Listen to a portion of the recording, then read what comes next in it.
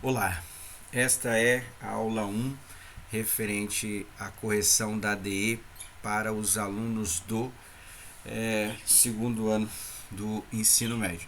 A ADE é a avaliação diagnóstica de entrada, para quem já tem aula comigo do ano passado, geralmente a gente começa o segundo bimestre corrigindo as avaliações ou a avaliação externa. No caso, a gente vai corrigir primeiro a ADE. O que você vai fazer? São 26 questões, certo? Dessas 26 aí, o que você vai fazer? Você vai fazer a anotação de como que você resolveu. Se você tem a prova aí, pode fazer na prova mesmo. Se você não tem, coloca questão 1 e faz a resolução. Eu vou fazer as 26 questões, vou dividir em duas aulas para não ficar muito maçante. Fazemos as 13 primeiras questões agora e as próximas questões, ou seja, 14 a 26, as outras, a outra aula, para ficar um pouco melhor, para a gente destrinchar mais as questões. E aí aqui a gente vai ser a minha visão de como que eu faria a questão. Pode ser que você tenha feito de uma outra maneira, não precisa apagar tudo que você fez e fazer a minha, desde que obedeça aos princípios e os conhecimentos matemáticos, não tem problema nenhum, tá? Então aí esta vai ser a segunda atividade do segundo bimestre, apesar de a gente estar corrigindo a questão anterior, mas é bom que a gente vê onde está a dificuldade. Talvez você acertou a questão, mas chutou, não conseguiu desenvolver nada e tal.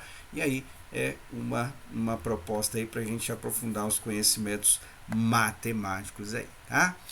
Bom, então a primeira questão 1. Jarbas comprou um aquário vazio no formato do paralelepípedo retângulo reto, tá? É só para falar, é retângulo reto, só eles colocam, mas que ela tem um formato vertical assim, não está inclinado, certo? Tem o chamado de oblíquo, que não é muito comum cair, mas é o paralelepípedo normal mesmo, tá? Ele informou ao vendedor que pretende inserir neste aquário algumas pedras decorativas. Por isso, Jarbas, que é o personagem aí desse texto, foi orientado a deixar esse aquário com nível de água 4 centímetros abaixo da borda.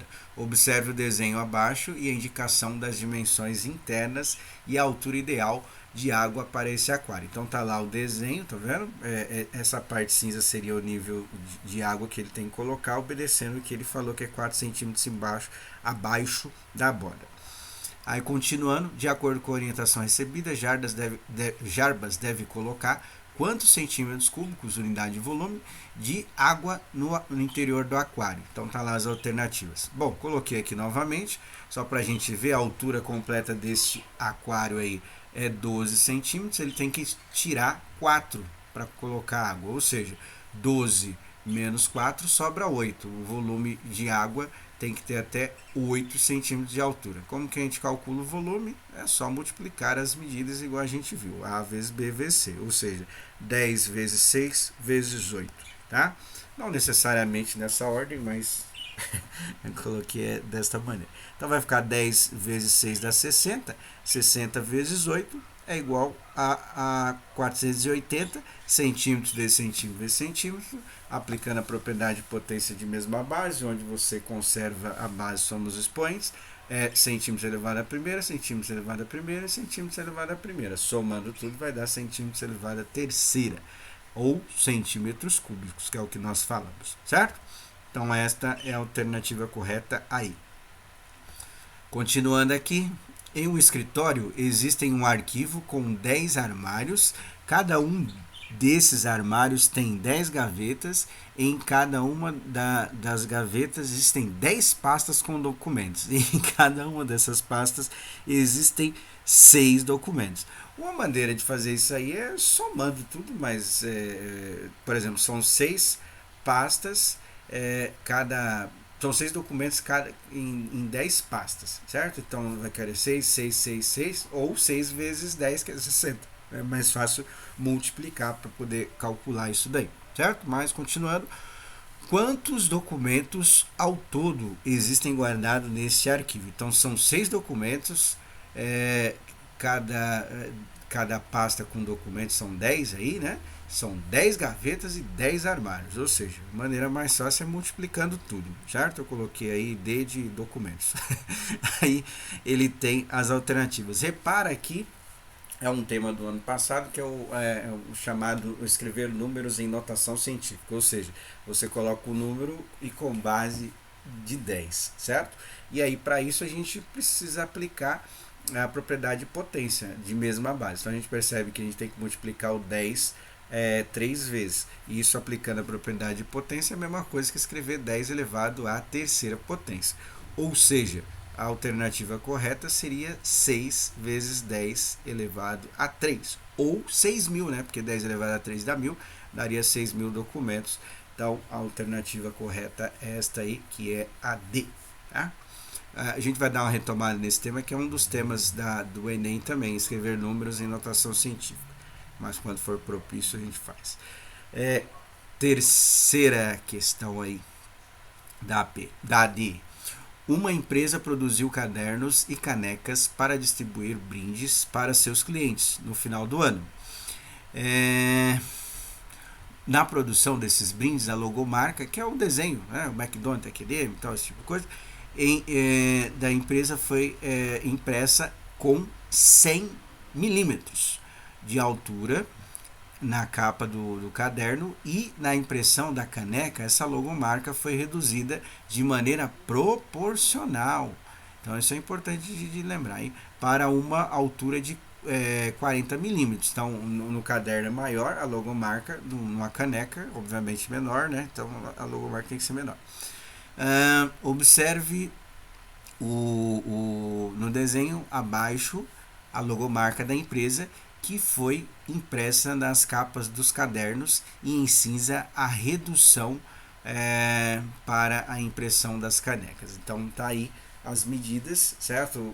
Na logomarca em branco tá todas as medidas, e na logomarca em cinza tá faltando uma medida. Você vai comparando as duas, você vai perceber que tá faltando uma, certo? Bom, continuando, qual é a medida em milímetros da largura, que é a medida que está faltando lá, da logomarca, que foi impressa nas canecas produzidas por esta empresa. Então, eu coloquei novamente o desenho aqui, e a medida que está faltando é justamente essa, que nós vamos chamar de X. E aí, o que a gente percebe? A gente percebe que a gente tem a altura, vou usar os valores que ele deu, a altura e a largura, que é 100 e 70, poderia usar qualquer outra, tá? Mas eu vou usar essas duas aí. Então, 100 e 70 milímetros, 40 e X, certo? Então, como é proporcional, a gente pode aplicar o que a gente conhece como regra de 3. Então, 100, que é a altura de uma, e 40 da outra, e 70, que é a largura de uma, e X outra, certo? Bom, primeiro eu coloquei as medidas, se não quiser colocar as medidas, não tem problema, mas eu coloquei as medidas só para a gente discutir também as conversões de unidade, apesar de ser um tema de física, né? Mas vamos lá. Então, milímetros e milímetros eu cancelei porque é igual, duas coisas iguais a gente pode cancelar. E aí eu vou fazer 100 vezes x e 70 vezes 40 milímetros, certo? 100 vezes x dá 100x e 40 milímetros vezes 70, certo? Multiplicando os dois aí vai dar o que? Vai dar 2.800 milímetros. Esse 100 está multiplicando, contrário de multiplicar, dividir, certo? Então aí a gente cancela esses zeros aqui só para ficar mais fácil. Então eu vou ficar o 28 dividido por 1 é igual a 28 milímetros, que é essa medida do x aí, certo? Então regrinha de 3 aí. Bom, alternativa C, né? Agora continuando aqui, 4. Priscila vai fazer uma viagem de 660 quilômetros com o seu carro, que é abastecido com etanol. Antigamente a gente chamava de álcool.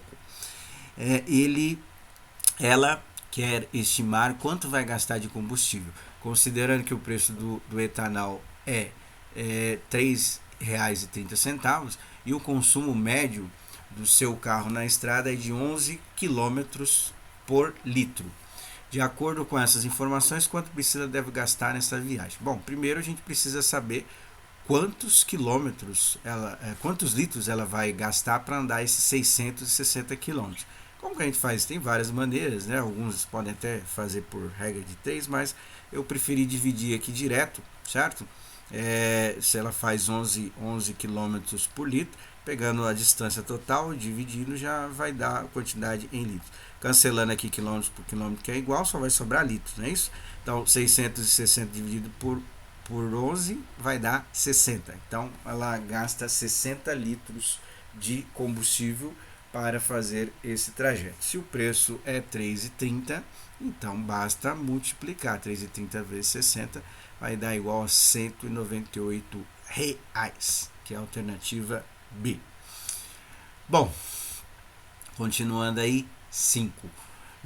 José comprou água suficiente para abastecer completamente 6 caixas d'água com um volume de 5 metros cúbicos cada, que se encontravam vazias. Toda essa quantidade de água foi transportada para caminhões-pipas, para quem não sabe, aquele caminhão que carrega água aí, né?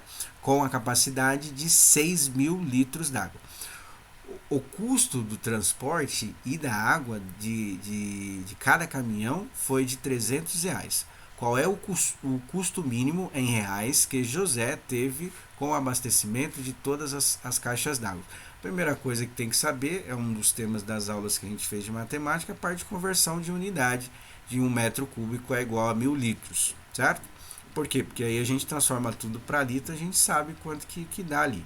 E agora nós vamos ver quanto que dá as 6 caixas d'água. Cada caixa tem 5 metros cúbicos, ou seja, 5.000 litros, são 6 caixas, então vou multiplicar por 6, para saber qual é o volume total.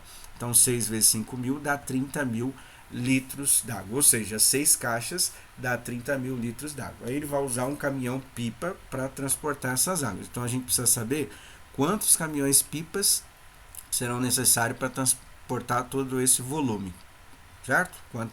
Quantas viagens serão. Então aí o que nós vamos fazer? Nós vamos pegar o que eu chamei de C, o número de caminhões, né?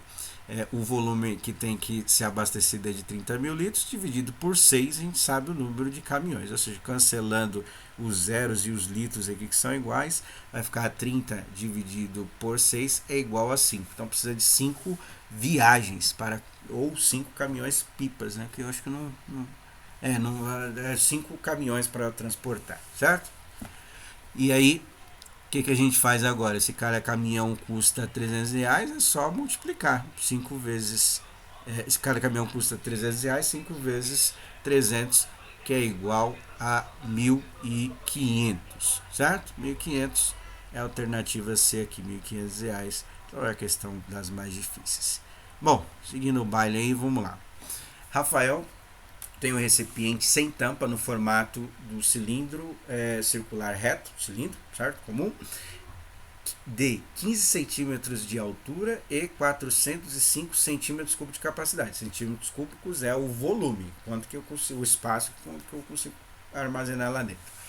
Ele armazenou uma determinada quantidade de um produto químico nesse recipiente e pretende tampá-lo com uma das tampas circulares que possui. Para isso, Rafael utilizará uma tampa que tenha medida de diâmetro no mínimo 0,5 ou meio centímetro maior do que o diâmetro da borda desse recipiente. Qual é a medida do diâmetro da menor tampa circular que Rafael possui para utilizar, para cobrir completamente o recipiente? Ele deu o valor do π igual a 3, porque a gente precisa usar, porque o cilindro vem do conceito lá do círculo que nós estudamos em aula nesse primeiro bimestre. Bom, coloquei a fórmula aqui que nós já deduzimos. Π vezes raio quadrado é o cálculo da área do círculo, vezes o h, que é a altura.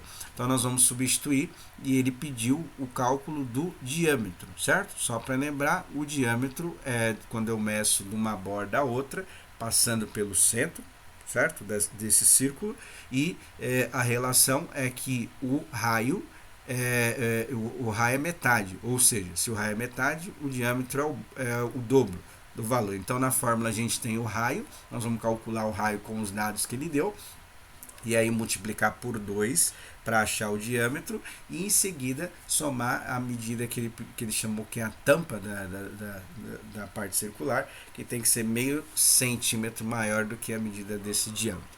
Bom, então vamos lá, é um pouquinho mais difícil. Essa substitui os valores. O que ele deu? Ele deu o 405 centímetros cúbicos, que é o volume, que é o V ali.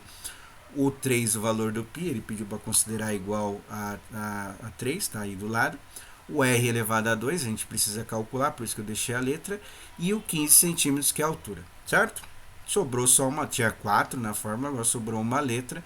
É comum, alguns exercícios, o mais comum é pedir para calcular o volume, mas nesse caso ele pediu para calcular o raio, pode ser que caia, inclusive em questões do Enem também costuma cair alguma coisa nesse sentido.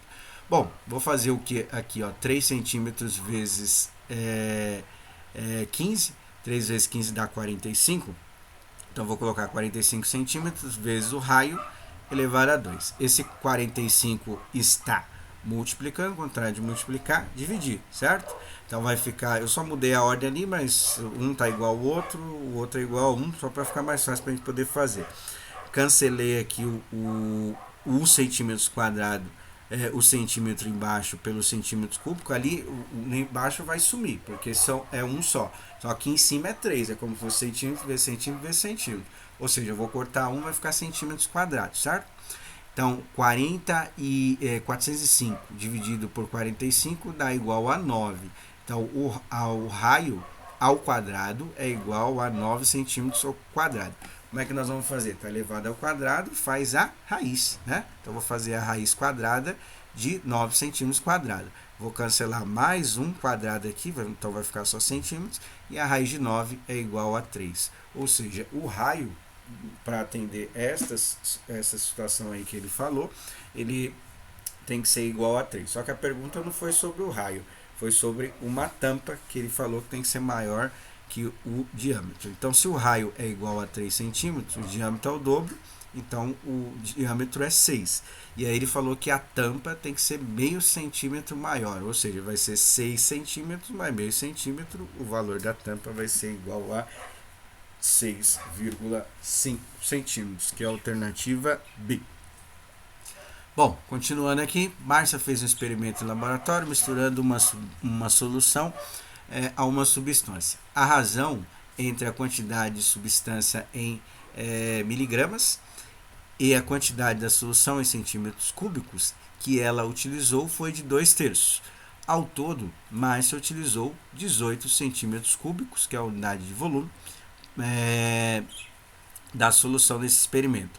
Qual foi a quantidade dessa substância em miligramas que Márcia utilizou, certo? Bom, ele usou 18 centímetros cúbicos, a razão é 2/3, certo? Então, se eu calcular 2/3 de 18, eu acho a resposta, certo? Então, já coloquei aqui a parte de frações. O mais fácil é dividir aqui primeiro, 18 dividido por 3 é igual a 6, certo? Então vai ficar 6 vezes 2, costuma dar 12. Então esta aqui é a alternativa correta, que é a alternativa A. Questão 8. Observe o sólido geométrico abaixo. Aí está aí o sólido e ele destacou a vista superior, que é vendo ele de cima como se fosse uma visão planificada, que é um sólido 3D, duas dimensões que ele quer que a gente veja. Então ele quer saber aqui, a vista superior desse sólido eu coloquei aqui novamente, o que ele quer saber é isso aqui, ó, tá vendo? Essa informação. Eu até pedi para alguns alunos pintar essa parte aí, que seria o que a gente ia ver, certo? E isso tem a ver com dois retângulos menores e um retângulo maior, certo? Que é só a vista superior, como se eu estivesse visualizando de cima. E a alternativa correta é esta aqui, a D. Isso não é tão difícil. Bom, outra. Um gerente comprou certa quantidade de canetas para distribuir aos seus funcionários da loja matriz, que é a central, certo? Onde trabalhava, além de distribuí-las em 3 lojas filiais que gerenciava. Então, para quem está acostumado, a matriz é a loja principal, as filiais são que são abertas depois dessa matriz. Ao todo, ele comprou 2 caixas de caneta, ou seja, são 2 de 18 canetas, são 2 vezes 18 dá 36 canetas azuis cada, e uma caixa contendo 20 canetas vermelhas. Esse gerente separou 12 canetas azuis para a loja da matriz e o restante das canetas foram distribuídas igualmente às 3. Então são 4 lojas, ele separou 12, o resto que sobrou vai dividir para as 3 filiais. Cada loja, cada uma das lojas recebeu 4, cada uma das 4 lojas recebeu 5 canetas vermelhas, ou seja, são 20, dividiu para 4 e dividiu igual.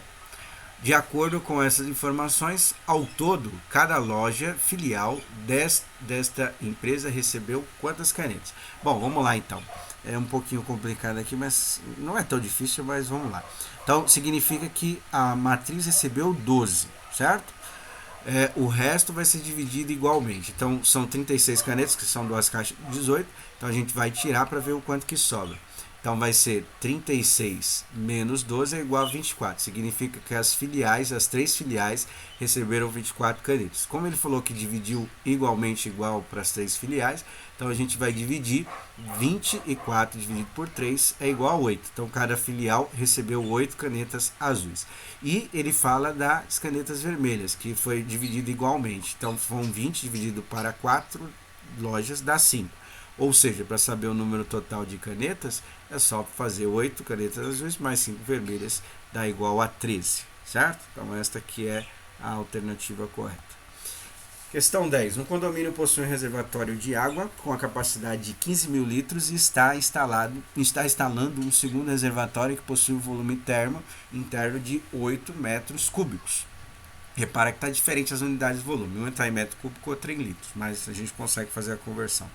Depois de instalado esse segundo reservatório, quantos litros de água poderão ser armazenados ao todo nos reservatórios desse condomínio? Coloquei aqui novamente a relação, né, de conversão de unidade. O metro cúbico é igual a 1000 litros. O segundo reservatório eu tenho que transformar em metros cúbicos. Por quê? Porque todas as alternativas estão em litros. Então, eu vou transformar 8 metros cúbicos em litros, dá 8.000 litros. Aí é fácil, moleza, muito simples. Ele quer saber dos dois, então a gente precisa somar 8.000 litros mais 15 mil litros.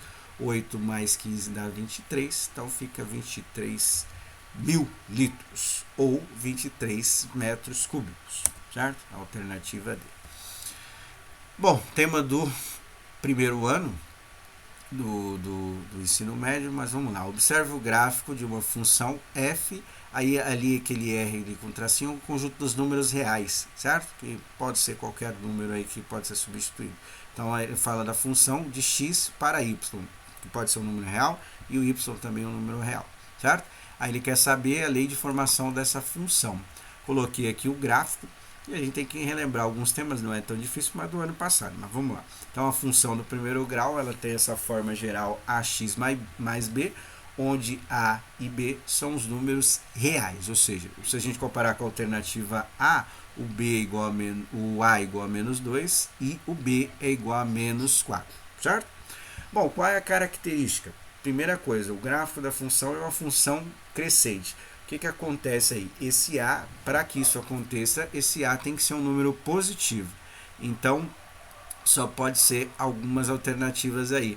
Não pode ser a A, porque é menos 2, então o gráfico teria que ficar decrescente, ou seja, o contrário dessa reta que está aí. E o B também não pode ser. Então, sobra a C, a D e a I, para poder resolver. E como que nós vamos descobrir o valor do B? O valor do B, como a matemática, ciência que estuda os padrões, é um padrão matemático. O valor do B será esse ponto que intercepta no eixo de Y. Então a gente percebe que esse ponto do gráfico representado aí, ele passa pelo ponto do Y igual a 4. Esse é o valor do B. Ou seja, a única alternativa que atende essas características, o A é o número positivo, e o B é igual a 4, o A e B são números reais, só pode ser esta alternativa aqui, que é a alternativa C, certo? Recordar aí do tema do ano passado. Bom, outro tema do ano passado também, questão 12. Observe abaixo uma sequência de figuras construída a partir de um determinado padrão geométrico.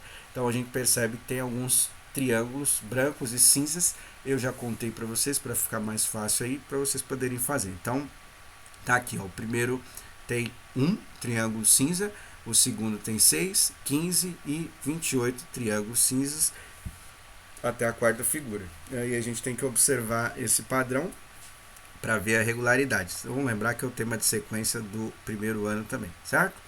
Bom, o que nós vamos ter que fazer? A expressão algébrica que determina a quantidade de triângulos na cor cinza que compõe cada figura em função da posição n, também chamada enésima, porque pode ser qualquer número, faz aí o papel do x, certo? Que esta figura ocupa na sequência E. Então tá lá as alternativas. O que nós vamos ter que fazer? Essa aqui vai dar um pouquinho mais de trabalho. Eu separei aqui em parte para a gente testando as alternativas. A maneira mais fácil é fazer isso, tá? Então, quando o n for 1, o número de triângulos também é 1. Estou fazendo da primeira figura. Então, o que eu vou fazer? Vou substituir 1 em cada uma das alternativas. Aqui der 1, pode ser a alternativa correta. Tá? Se ficar mais que 1, a gente coloca 2 e vê qual é o número de triângulos. Se ficar mais uma, colocamos 3 e vê qual é o número de triângulos. Já um padrão aqui para essas provas que estão vindo externas para a gente, geralmente a gente tem que fazer 3 substituições, ou seja, até n igual a 3 para tirar a dúvida. Mas vamos fazer o passo a passo aqui. Para a primeira, é 6 elevado a n menos 1. Então, no lugar do n eu vou substituir 1. Então, vai ficar 6 elevado a 1 menos 1. 1 menos 1 é igual a 0. 6 elevado a 0, o número elevado a 0 é igual a 1. Então, bateu. Quando o n foi 1, a resposta que eu tive foi 1 também. Então, pode ser A.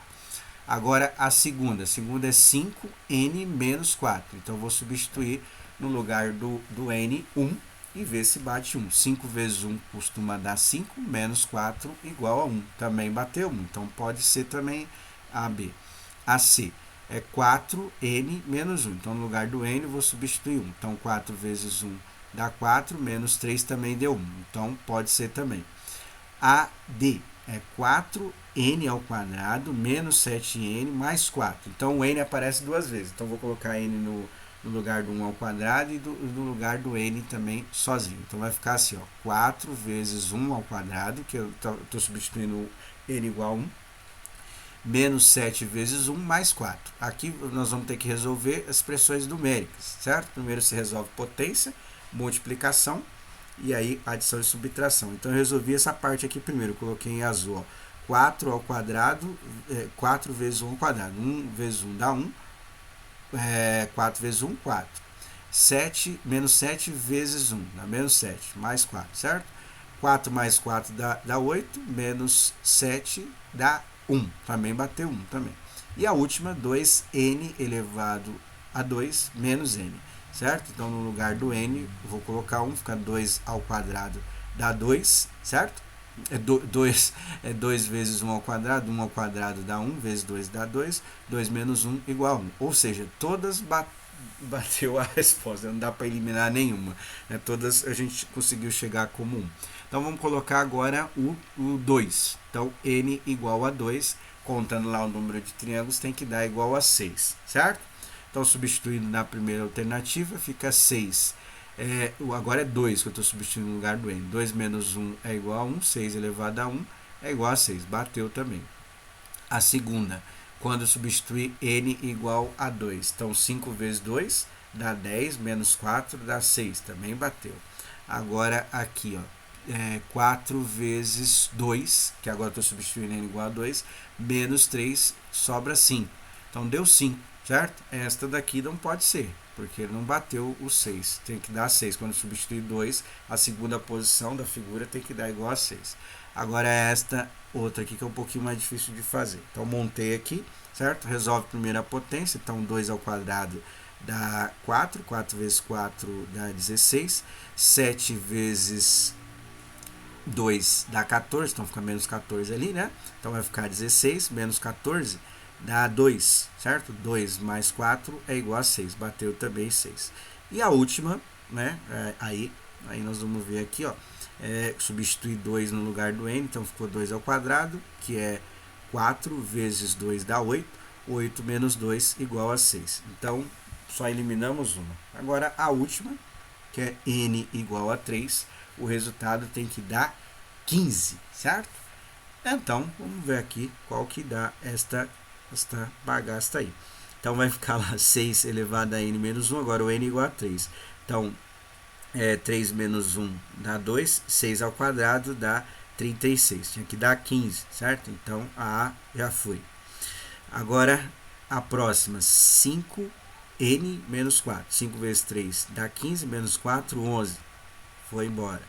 Agora as duas últimas aqui, que a C já tinha eliminado no item anterior.